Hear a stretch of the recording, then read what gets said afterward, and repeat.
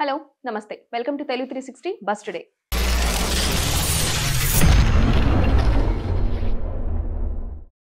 దేశ రాజధాని ఢిల్లీలో ఇప్పుడు హై టెన్షన్ వాతావరణం నెలకొంది. అక్కడ భారీ పేలుడు సంభవించడంతో ఒక్క ఢిల్లీలోనే కాదు దేశమంతా కూడా వణికింది.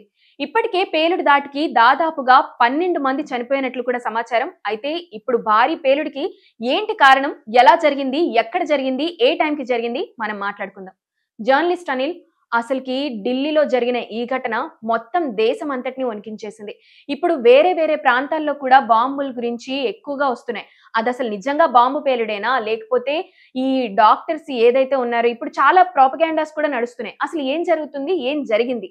అయితే 10వ తారీఖు సాయంత్రం 6 గంటల ఆల్మోస్ట్ 52 నిమిషాలకి ఢిల్లీ ఎర్రకోట సమీపంలో లాల్ కిల్లా మెట్రో స్టేషన్ దగ్గర ట్రాఫిక్ సిగ్నల్ దగ్గర ఒక కార్లో విష పదార్థాలు ఉండడం వల్ల బ్లాస్ట్ అయిపోయింది. ఆ బ్లాస్ట్లో దాదాపుగా ఆ సమయంలోనే 8 మంది మరణించినట్టు కూడా తెలుస్తా ఉంది. కొంతమంది 24 నుండి 25 మంది ఇంజూర్ అయినట్టు తెలుస్తుంది. కొంతమంది హాస్పిటల్కి వెళ్ళిన తర్వాత కూడా సీరియస్గా ఉండి చనిపోయారు. దాదాపుగా 12 నుండి 13 మంది కూడా మరణించారన్నట్టు కూడా తెలుస్తా ఉంది. దీనికి ప్రధాన కారణాలు ఏంటి అనేది కూడా పోలీసు వాళ్ళు సీసీ కెమెరాలు వాటినన్నిటి కూడా దర్యాప్తు చేసినప్పుడు కీలక ఆధారాలు అయితే దొరుకుతా ఉన్నాయి. అక్కడ ఏదైతే i20 కార్ ఏదైతే ఉందో ఆ కారు దాదాపుగా 6 గంటల సమయం, అంటే 6 గంటల వరకు ఉదయం నుండి కూడా తిరుగుతూనే ఉందంట. ఆ పరిసరాల్లో ఎర్రకోట చుట్టూ తిరుగుతా ఉందంట. దానికి పొల్యూషన్ సంబంధించిన క్లియరెన్స్ తీసుకున్నారంట. ఎందుకంటే అక్కడ పర్మిషన్స్ పొల్యూషన్ కి చాలా ఎక్కువ ఉంటుంది కాబట్టి వాటికి సంబంధించిన డాక్యుమెంట్ క్లియర్ కట్ గా చేయించిన తర్వాత, అదే హర్యానాకి సంబంధించిన కార్ అని చెప్తా ఉన్నారు. అక్కడ చేయించిన తర్వాత ఢిల్లీ చుట్టూ ఆ పరిసరాల్లో, ఎర్రకోట పరిసరాల్లో తిరుగుతా ఉంది. సాయంత్రం సమయంలో అక్కడ పార్కింగ్ చేశారు. అతను కూడా అందులోనే ఉన్నారు అన్నట్టు కూడా తెలుస్తా ఉంది. అందులో ఉన్నారు. ఈ ఘటన జరిగేటప్పుడు ఎవరైతే మహమ్మద్ ఉమర్ అతను ఎవరైతే ఉన్నారో తను ప్రధాన డాక్టర్ అతను కూడా చెప్తా ఉన్నారు. అతను అందులోనే ఉన్నారు. ఒకటేంటంటే ఆయన కావాలని ఇదంతా చేశారు. ఆత్మాహుతి దాడి అని అంటారు దీన్ని. ఇలాంటి ఘటన వాళ్ళు కూడా కావాలి, ఒక టెర్రరిస్ట్ సంబంధించిన వాళ్ళకి ఏవైతే భావజాలాలు ఉంటాయో, నేను చనిపోయినా పర్లేదు కానీ నాతోని ఇంకొంతమందిని కూడా తీసుకొని వెళ్ళాలి, ఇంకో చాలా మందిని కూడా తీసుకెళ్లాలని థాట్స్ లో ఉంటారు. అలా చేశారని ఒక కోణం చెప్తా ఉంది. ఇంకో కోణం ఏంటంటే అలా విష పదార్థాలు ఉన్నాయని తెలిసినప్పటికి కూడా అది బ్లాస్ట్ అవుతుందని అనుకోలేదు. అనుకోని సమయంలో అది బ్లాస్ట్ అయిపోయింది కాబట్టి అతను కూడా అందులోనే ఉండి అక్కడ కార్ పార్కింగ్ చేసి వెళ్ళిపోవచ్చు ఆయన. కానీ అక్కడ అది కావాలనే చేశారని ఒకటేమో అది అనుకోకుండా జరిగింది అనేది ఒకటి చెప్తా ఉన్నారు. దీంట్లో ఇప్పటికే ఫోరెన్సిక్ సైన్స్ వాళ్ళు కావచ్చు, జాతీయ దర్యాప్తు సంస్థలు కావచ్చు, నేషనల్ సెక్యూరిటీ గార్డ్స్ కావచ్చు, వీళ్ళందరూ కూడా ఎంక్వైరీ చేస్తున్న పరిస్థితి కనబడతా ఉంది. ఇక్కడ ఈ కారణాలు ఏంటి అన్నట్టు కూడా తెలుస్తా ఉంది. ముఖ్యంగా ఆడ ఏదైతే గతంలో ఏవైతే జరిగాయో దాడులు, వాటన్నిటికి కూడా లింకప్ అయి ఉన్నట్టు కూడా మనకైతే కనబడతా ఉంది. వీటిని రాజకీయ కోణంలో కూడా కొంతమంది విమర్శలు చేసే వాళ్ళు కూడా విమర్శలు చేసుకుంటా అవుతా ఉంది. కాబట్టి వీటన్నిటికి కూడా ఇటు అమిత్ షా కూడా దర్యాప్తు అయితే చేపట్టారు. ఖచ్చితంగా ఆయన హోంశాఖ తన మంత్రి వాళ్ళు అయితే ఉన్నారు కాబట్టి ఖచ్చితంగా అక్కడ ఘటన జరిగిన అన్ని అంశాలు ఎప్పుడప్పుడు అయితే ఇన్ఫర్మేషన్ ఇటు భారతీయులకు కూడా చెప్తున్న పరిస్థితి కనబడతా ఉంది. ఇలాంటి కాకుండా ఏవైతే రాష్ట్రాల రాజధానులు ఏవైతే ఉన్నాయో వాటన్నిటికి కూడా చెప్తున్న పరిస్థితి, క్యాపిటల్ సిటీస్ ఏవైతే ఉన్నాయో వాటన్నిటి కూడా హై అలర్ట్ ప్రకటించడం అయితే జరిగింది. ఇటు హైదరాబాద్ లో కూడా కొన్ని ఘటనలు, అంటే మనం చాలా చూసాము, అది తెలుసుకున్నవారు కావచ్చు, ఇవన్నీ కావచ్చు, అలాంటి ఘటనలు కూడా పునరావృతం కాకుండా చర్యలు తీసుకోవాలని కూడా అన్ని రాష్ట్రాలకు కూడా హై అలర్ట్ ప్రకటించిన పరిస్థితి కనబడతా ఉంది. Of course it's high time. ఇప్పుడు జనాలు జాగ్రత్తగా ఉండాలి. దేశ భద్రత మొత్తం అంతా కూడా అధికారుల చేతుల్లో, ఈ హోంశాఖ మంత్రి చేతిలో ఉంది కాబట్టి వీళ్ళందరూ కూడా హై అలర్ట్ అయిపోయారు. అందరికీ భద్రత ఇవ్వడానికి చాలా వాళ్ళ సాయశక్తుల ప్రయత్నిస్తున్నది అయితే మనకి క్లియర్ గా కనిపిస్తుంది.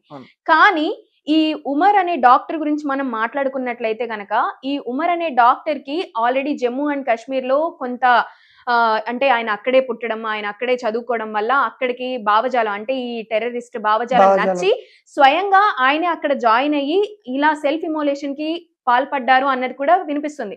సో అది ఎంతవరకు నిజం? ఈయనకి సాయంగా కొంతమంది డాక్టర్స్ కూడా ఉన్నారంట. మొత్తం అందరూ కూడా ముగ్గురు నలుగురు డాక్టర్లు అందరూ కలిపి 5గురు డాక్టర్లు ఒక టీమ్ గా ఏర్పడి ఇలాంటి దాడులు ఇంకా జరగాలి. జనవరి 26న ఈ భారీ ప్లాన్ చేసినట్టు కూడా అవును. కనబడతా ఉంది. మనం ఇందాక ఉమర్ అనే అతనే కాకుండా వాళ్ళ సోదరులు కూడా ఇందులో ఇన్వాల్వ్ అయినట్టు కూడా తెలుస్తోంది. వాళ్ళ ముగ్గురు కూడా ఉన్నారు. ఒకే కుటుంబానికి సంబంధించిన వాళ్ళు ముగ్గురు కూడా కనబడతా ఉంది. ఫరీనాబాద్‌లోని అంటే అక్కడ ఎర్రకోట సమీపంలో ఏదైతే ఇక కాశ్మీర్ అవన్నీ పరిసరాల్లో దాదాపుగా 360 కిలోల బ్లాస్టింగ్‌కి సంబంధించిన పదార్థాలు అక్కడ ముడి సరుకులు ఏవైతే ఉంటాయో అక్కడున్న ఒక అపార్ట్మెంట్‌లో దొరికినట్టు కూడా కనబడతా ఉన్నాయి. నిన్న అపార్ట్మెంట్‌ని కూడా పోలీసు వాళ్ళైతే అక్కడికి వెళ్ళడం జరిగింది. మన ఆర్మీ వాళ్ళు కూడా వెళ్ళడం జరిగింది. వాటన్నిటికి సంబంధించి అక్కడ ఉన్న డాక్టర్సే ముఖ్యంగా ఇందులో మనం చూస్తుంది ఏందంటే వీళ్ళు డాక్టర్‌లా, టెర్రరిస్ట్‌లా అర్థం కాని పరిస్థితి కనబడతా ఉంది. మెయిన్‌గా ఇది ఒక మహిళా డాక్టర్ కూడా ఇందులో ఇన్వాల్వ్ అయినట్టు కూడా కనబడతా ఉంది. ఇంకొక నలుగురు కూడా ఒకే కుటుంబం చెందిన వాళ్ళు ముగ్గురు, తర్వాత వాళ్ళ ఫ్రెండ్ ఇంకొక అతను నలుగురు కూడా అందులో ఉన్నట్టు కూడా కనబడుతుంది. వాళ్ళందరినీ కూడా అరెస్ట్ చేశారు. దాదాపుగా అనుమానితులుగా 12 మంది అయితే ఉన్నట్టు కూడా కనబడతా ఉంది. వాళ్ళన్నిటిని కూడా అలా దర్యాప్తు అయితే చేపడతా ఉన్నారు. ఖచ్చితంగా ఎవరున్నా గానీ ఈ ఎనకాల ఎంత ఉన్నా గానీ శిక్ష పడే విధంగా అయితే పోలీసు వాళ్ళు కావచ్చు, ఇటు ఆర్మీ బృందాలు అయితే చేస్తున్నట్టు కనబడతా ఉంది. ఇది శిక్ష పడ్డం ఓకే. కానీ ఇప్పుడు వీళ్ళందరూ టెర్రరిస్ట్ అటాక్స్ అనేవి నిజంగా చాలా అంటే చాలా భయంకరమైనవి. అంటే ఎవరు ఊహించని టైంలో ఇలాంటివి జరుగుతూ ఉంటాయి కాబట్టి మొత్తం హైదరాబాద్‌లో కానీ, తర్వాత కేరళ కానీ, తర్వాత కర్ణాటక కానీ ఇలాంటి ఎక్కువగా గ్యాదర్ అయ్యే ప్లేసెస్ అన్నింటిని కూడా ఒక్కసారిగా తనిఖీలు స్టార్ట్ చేశారు. అండ్ వారణాసి ఈ ప్లేసెస్‌లో అయితే పిల్గ్రిమ్ ప్లేసెస్ కాబట్టి అక్కడ ఇంకా ఎక్కువ పగడ్బందీగా ఏర్పాట్లయితే చేశారు. ఎక్కడికక్కడ ప్రతి ఒక్కటి ప్రతి బ్యాగ్ చెక్ చేస్తున్నారు. సో ఇవన్నీ భద్రత కోసమే అనుకున్నా కూడా వీళ్ళందరూ అసలుకి ఏం జరుగుతుంది? ఇప్పుడు డార్క్ వెబ్ ద్వారానే వీళ్ళందరూ కూడా కమ్యూనికేట్ చేసుకుంటున్నారు. దానివల్ల ఎవరికీ బయటపడడం లేదు అని. కానీ ఇంత సెక్యూర్డ్‌గా ఉన్న మన కంట్రీలో, ఇంత టెక్నాలజీ ఉన్న మన కంట్రీలో వీళ్ళందరిని అరికట్టడం అంత కష్టమైన పనా? కష్టమైన పని అంటే ఇక్కడ ఎవ్వరు కూడా ఇక్కడ వాళ్ళ ప్రొఫెషనల్‌గా డాక్టర్లు. ఎవరు కూడా అనుమానించకుండా పరిస్థితులు కనబడింది. వాళ్ళంతా డాక్టర్లు కాబట్టి అరే డాక్టర్లు అంటే ఏమంటారు దేవుడితో సమానంగా మనం ఉంటాం. చదువుకున్న వృత్తి డాక్టర్ అయినప్పటికి కూడా వాళ్ళ భావజాలాలు మొత్తము ఉగ్రవాదానికి సంబంధించిన వాళ్ళందరికీ వీళ్ళేందంటే ఖాళీ సమయంలో ఏం చేస్తారంటే మనకి చాలా వరకు ఇంటర్నెట్ ఉండడం వల్ల చాలా అనేక వెబ్‌సైట్‌లు ఓపెన్ చేస్తా ఉంటారు. ఇంకా రీసెర్చ్ చేస్తా ఉంటారు. ఇక డాక్టర్లు కదా వాళ్ళకి ఇంకా తెలుసుకోవాలని క్యూరియాసిటీ ఎక్కువ ఉంటది. దాంట్లో భాగంగానే వాళ్ళ ట్రాప్‌లో పడిపోతా ఉన్నారు. ఉగ్రవాది ట్రాప్‌లో పడిపోతా ఉన్నారు. ఆ ట్రాప్‌లో పడిపోయి వాళ్ళు ఏం చేస్తారంటే కొంతమంది డబ్బుల కోసం చేస్తా ఉన్న పరిస్థితి కనబడతా ఉంది. మరికొంతమందేమో వాళ్ళ భావజాలం, వాళ్ళ హక్కులను ఏదైతే ముస్లిమ్స్ ఏవైతే ఉంటారో వాళ్ళు ఇక్కడ వీళ్ళ తప్పు కాదు. వాళ్ళు ప్రభావితం చేపిస్తా ఉన్నారు. వాళ్ళు ప్రభావితం చేస్తా ఉన్నారు కాబట్టి వీళ్ళు ప్రభావితం అయితా ఉన్నారు. ఇలాంటి అరకట్ట ఇప్పుడు చాలా వరకు మనం ఎంత కట్టడి చేయాలో అంత కట్టడి చేస్తా ఉన్నాం. ఇప్పుడు ఆ రోజు అనుకోలేదు మనం. ఆ కార్‌లో I-20 కార్‌లో వాళ్ళొచ్చేసి ఇంత అతను కూడా గతంలో కూడా జరిగింది. వాళ్ళు కూడా కావాలని మన జవాన్లు వెళ్తుంటే జవాన్లకి ఒక కార్‌లో వచ్చేసి బ్లాస్టింగ్ చేసిన పరిస్థితి చూసినాం. అప్పుడు దాదాపుగా మన జవాన్లు కూడా 40 మంది దాకా మరణించిన పరిస్థితి కూడా చూసాము. ఇవన్నీ కూడా చూస్తా ఉన్నా. కాకుంటే వీళ్ళు ఎట్లా ఉన్నారంటే మేము పోయినా పర్లేదు గానీ మాతోని కొంతమందిని తీసుకోవాలా, ఇండియాలో అల్లర్లు లేపించాలనే ఒక క్రూరమైన ఆలోచనతోనున్న వాళ్ళే కనబడతా ఉన్నారు. వాళ్ళందరినీ కూడా అంటే ఎప్పటికప్పటికి అరికడతా ఉంది. ఇప్పటికి కూడా మన హైదరాబాద్‌లో మనం చూసుకున్నట్లయితే మొహమ్మద్ మొయినుద్దీన్ సయ్యద్ అనే ఒక వ్యక్తి ఆముద గింజలతోని రిసిన్ అనే ఒక కెమికల్‌ని అంటే ఒక పదార్థాన్ని తయారు చేస్తా ఉన్నారు. దాన్ని ఏం చేస్తారంటే గుడిలో గానీ లేకుంటే ఏదన్నా ప్రసాదాలలో గానీ లేకుంటే వాటర్ ఎక్కువ ఫ్లోయింగ్ అయ్యే కాడ గానీ వాటిలలో కలిపితే చాలా ప్రమాదం జరిగే అవకాశాలు ఉన్నాయి. వీళ్ళందరినీ కూడా అరికట్టిర్రు. ఇప్పుడు అక్కడ జరిగిన ప్రమాదాన్ని మనం అరికట్టలేమంటే అరికట్టొచ్చు. కాకుండా ఏందంటే కొంత లేట్ అయినా గానీ ఇలాంటి ఘటనలన్నీ ఇప్పుడు హైదరాబాద్‌లో చాలా పెద్దది. ఇప్పుడు ఆల్మోస్ట్ ఏదైనా పెద్ద గుడికెళ్ళి అందులో వెళ్ళిపోయారనుకో ఆడ ప్రసాదం తీసుకున్నంత పరిస్థితి ఏంటి? చాలా మంది ప్రాణాలు కోల్పోయే స్థితికి ఉంటుండే.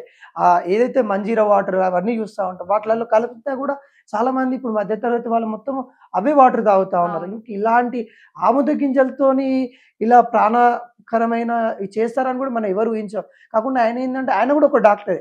ఏదైతే సయ్యద్ అని ఎవరైతే ఉన్నారో ఆయన డాక్టర్లు పాత బస్సులో ఒక డాక్టర్‌గా ఉండి తాను కూడా ఖాళీ సమయంలో వెబ్‌సైట్‌లన్నీ యూజ్ చేసి వాళ్ళ ట్రాప్‌లో పడి వాళ్ళు చెప్పింది చేసుకుంటూ ఈయన కూడా రీసెర్చ్ వాళ్ళ కుటుంబ సభ్యులు చెప్పారంట. "ఏంటి బిడ్డ నువ్వు ఏం చేస్తా ఉన్నావు? అనుమానంగా చాలా సార్లు మందలించిరంట. వాళ్ళు ఏం చెప్పిన వాళ్ళ పేరెంట్స్‌కి, లేదమ్మా ఇది ఒక మంచి కెమికల్, అంటే ఇది రసాయనాలు వైద్యంగా దాంట్లో ఉపయోగపడుతుంది. ఇది తీసుకురావడం వల్ల ఇంకా ప్రజలకు ఉపయోగపడుతుందని కూడా వాళ్ళ పేరెంట్స్‌ని చాలా మోటివేషన్ చేశారు. ఈ రోజున బయటపడిందేందంటే, ఆ కెమికల్ రిసిన్ అనే కెమికల్ చాలా ప్రమాదకరం. ఆముద గింజలు, అది సహజంగా దొరికే ఆముద గింజలతోని అంత చేస్తారని కూడా మనం ఎవ్వరు కూడా ఎక్స్‌పెక్ట్ చేయలేం. అలాంటివి కూడా కట్టడి చేస్తా ఉన్నారు. మనం ఇంకా అలర్ట్‌గా ఉండాలి. మన హైదరాబాద్ అయితే చాలా అలర్ట్‌గా అయితే ఉండాల్సిన అవును. పరిస్థితి ఇప్పటికే కనబడతా ఉంది. ఆల్రెడీ అలర్ట్ ఇచ్చేసారు. అండ్ ఏదైనా అనుమానాస్పదంగా కనిపించినా, బ్యాగులు కానీ అలాంటివి హ్మ్. ఏదన్నా గ్రూప్ గ్యాదరింగ్స్‌లో కనిపించినా కూడా సమాచారం ఇవ్వమని చెప్పేసి అవును. చెప్పారు. అండ్ ముఖ్యంగా చూసుకున్నట్లయితే జైషే మహమ్మద్ కానీ, లేదంటే ఐఎస్ఐఎస్ఏ కానీ, అవును. తోయిబా ఇలాంటి కొన్ని సంస్థలుంటాయి. ఆ సంస్థల్ని వీళ్ళెలా అప్రోచ్ అవుతున్నారు అన్నది ఒక పాయింట్ అయితే, ఈ మాస్ మర్డర్స్, అటాక్స్ చేయడం అనేది వాళ్ళని ఏ రకంగా ప్రభావితం చేస్తున్నారు అనేది కూడా చాలా పెద్ద క్వెషన్. ఇవన్నీ ఆపాలి అంటే ఎవరి తరం కాదు. ఇప్పుడు ఒక్కొక్కళ్ళ మనస్తత్వాన్ని ఒక గేట్ వేసి ఆపడం ఎవరి తరం కాదు. అలాంటిది జస్ట్ ఒక కంట్రీ మొత్తాన్ని అధికారులు భద్రంగా చూసుకోవాలి అంటే వీళ్ళందరిని కూడా కట్టడి చేయాలి. ఎలా కట్టడి చేస్తారనేదే క్వెషన్ మార్క్ ఇప్పుడు. అంటే ఇప్పుడు కట్టడి చేస్తున్నారు కాబట్టి ఇక్కడ మనం ఇప్పుడు చూసుకుంటే ప్రస్తుతం మనం ఇక్కడ మాట్లాడుకుంటున్నాం అంటే అలా కట్టడి చేయబట్టే ఎక్కడొక్కడ కొంత అజాగ్రత్త ఉండడం వల్ల ఇలాంటి ఘటన జరుగుతున్నాయి. అంతేగాని వాళ్ళు చేయట్లేదని మనం అనకూడదు. ఎందుకంటే ఎంత కష్టపడతా ఉన్నారు. రాత్రి పగలు ఇటు సైబర్‌లో ఒక పరంగా ఎంత అటాక్ చేస్తా ఉన్నారంటే ఇండియా పైన. ఇంకా చాలా వరకైతే పాకిస్తాన్ ఎంత క్రూరమయంగా ఉందనంటే, వాళ్ళకి తినడానికి మెతుకులే సరిగ్గా ఉండవు. తినడానికి అవును. వాళ్ళకి జీవన ఉపాధి లేదక్కడ. వాళ్ళ జీవన ఉపాధి పడిపోతా ఉంది. వాళ్ళు ఫైనాన్షియల్‌గా వీక్ అయిపోతా ఉన్నారు. వాళ్ళ ఎదుగుదల లేకుండా పోయింది. ఇవంతా వదిలేసి పక్కోని మీద ఎప్పుడు రాయేద్దాము, పక్కోడిని ఎప్పుడు కిందికి లాగుదాము, తన ఎదుగుదల చూడట్లేదు. పక్కోడిని ఎలా లాగుదామనే ఆలోచనతోని పాకిస్తాన్‌లో ఉంటున్నారు కాబట్టి ఇంత క్రూరంగా పాకిస్తాన్‌లో జనాలు ఒక్కొక్కసారి అక్కడ పాకిస్తాన్ జనాలు గూడా అక్కడున్న ఎవరైతే ప్రైమ్ మినిస్టర్‌ని అసహ్యించుకుంటున్న పరిస్థితి కనబడుతుంది. అరే ఏంటి మీరేం చేస్తా ఉన్నారు? అరే పరిపాలన మన బతుకులు చక్కగా చేస్తే బావుంటది. పక్కోని మీద పడి ఏడవడం ఎందుకు అన్నట్టుగా ఏదైతే ఈ ఉగ్రవాద సంస్థలు ఏవైతే ఉంటాయో వాటన్నిటిని కూడా పాకిస్తాన్ పోషిస్తా ఉంది. మనం చాలా సార్లు ఐక్యరాజ్య సమితిలో కూడా మనం వాదిస్తా ఉన్నాం. ఎందుకు ఈ పాకిస్తాన్ ఎందుకు మనం ఇంత సహించాల్సిన పరిస్థితి వస్తా ఉంది. చిన్న దేశంగానే ఉంది. మనందరం ఇట్లా అంటే ఎళ్ళిపోయే దేశం. అంటే అన్ని దేశాలు కలిస్తాయి. ఇక్కడ మన ఒక్క భారతదేశం అనే గాదు. భారతదేశం గావచ్చు, అటు పక్కనున్న ఆఫ్ఘనిస్తాన్ గావచ్చు, కొన్ని దేశాలు ఏదైతే పాకిస్తాన్ సరిహద్దులు ఉన్నది వాళ్ళన్నిటికి కూడా ఈ యొక్క ఏదైతే పాకిస్తాన్ ఉందో ఒక పైచాచిక ఆనందం పొందే దేశంగా కనబడతా ఉంది. అలాంటి దేశంలో ఈ ఉగ్రవాదాన్ని తాలిబాన్లు వీళ్ళంతా గాని ఆడ కనిపిస్తా ఉన్నాం. పెంచి పోషిస్తా ఉందని గూడా చెప్పుకోవచ్చు. వాళ్ళన్నిటిని గూడా ఏదో ఒక రోజు బుద్ధి చెప్పే సమయం వస్తది. ఇప్పటికి గూడా కొంతవరకైతే బుద్ధి చెప్తా ఉన్నాము. మళ్ళీ గూడా ఖచ్చితంగా ఇప్పుడు గూడా భారతదేశం ఎక్కడ తగ్గేదేలే అన్నట్టు గూడా వెళ్తా ఉంది. ఎప్పటికప్పుడు గూడా వాళ్ళ యొక్క వ్యూహాలను గూడా ఇప్పటికి గూడా 26 జనవరికి చాలా ప్లాన్ చేశారు. వాటిని గూడా చెల్లాచెదరు చేశారు. ఆ ప్లాన్‌తోని వాళ్ళు ఆగిపోతారని గూడా మనం అనుకోవద్దు. అవును. ఇంకా ఏదైనా ముందుకొచ్చే పరిస్థితి కనబడుతుంది. వాటన్నిటిని గూడా చెక్ పెట్టడానికి ఇప్పటికప్పటికి గూడా ఇటు మన అధికారులైతే చెక్ పెడుతున్నారు. కాకుండా సామాన్యులకు కూడా మనం ఒక విషయం చెప్పాలి ఈ సందర్భంగా. అంటే ఢిల్లీలో ఉన్న వాళ్ళు గావచ్చు, లేకుంటే హైదరాబాద్‌లో గావచ్చు, ప్రతి రాష్ట్రంలో ఉన్నవారు అనుమానంగా కనిపించే ఏ వస్తువు అయినా, అటు కారు గావచ్చు, బైక్ గావచ్చు, ఇంకేదైనా గావచ్చు, అనుమానంగా కనిపిస్తుందనంటే మీ సమీపంలో ఉన్న పోలీస్ స్టేషన్‌కి ఫోన్ చేయండి. ఆ నెంబర్ తెలవకుంటే 100కి కాల్ చేయండి. అనుమానంగా రైల్వే స్టేషన్‌లో గావచ్చు, బస్ స్టేషన్‌లో గావచ్చు, ఏది గాని టిఫిన్ బాక్స్ కావచ్చు, లేకుంటే ఏది నీకు అనుమానంగా కనిపిస్తా ఉంది, చాలా రోజుల నుండి అక్కడ ఉంది అంటే కాల్ చేసి చెప్పండి. ఇది ప్రతి ఒక్క సామాన్యుని బాధ్యత. ఎందుకంటే ప్రతి దగ్గర పోలీసు వాళ్ళు కావచ్చు, లేకుంటే ఆర్మీ వాళ్ళు ఉండలేకపోవచ్చు.